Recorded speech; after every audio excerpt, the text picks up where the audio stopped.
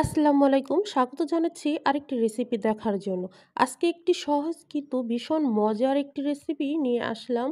আজকের রেসিপি হচ্ছে ভিন্নভাবে লাউ পাতার ভর্তা। লাউ পাতা আপনারা অনেকে অনেকভাবে করে খেয়ে থাকেন। তবে আজকের ভর্তাটা একটু ভিন্নভাবে করে শেয়ার করব। খেতেও ভীষণ মজার।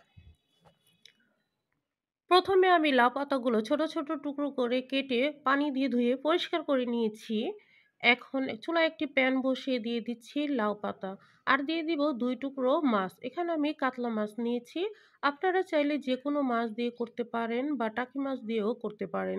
আর দিয়ে দিচ্ছি 6টা রসুনের কোয়া। এখানে আমি আরও দিয়ে দিচ্ছি কিছুটা ধনেপাতা। ধনেপাতা দিলে ভর্তার ফ্লেভারটা খুব ভালো আসে।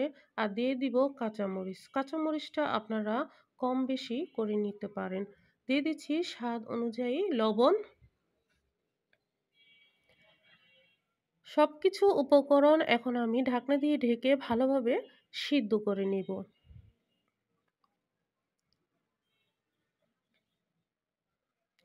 সবকিছু আমি ভালোভাবে সিদ্ধ করে নিয়েছি। এখন কিছুটা পানি আমি শুকিয়ে নিচ্ছি। মাছটা আমি আলাদা করে কাটা বেছে নিব।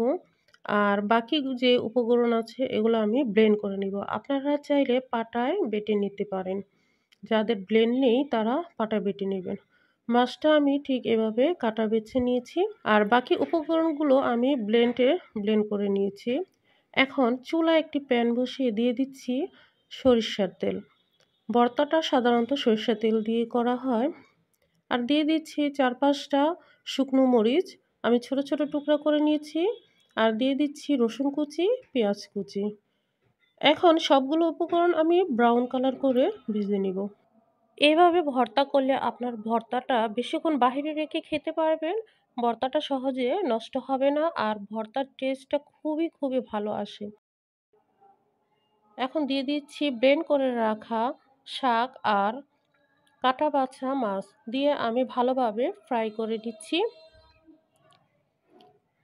এই ভর্তাটা খেতে অসম্ভব মজার হয়। আর যাকে খাওয়াবেন সে আপনার প্রশংসা করবে।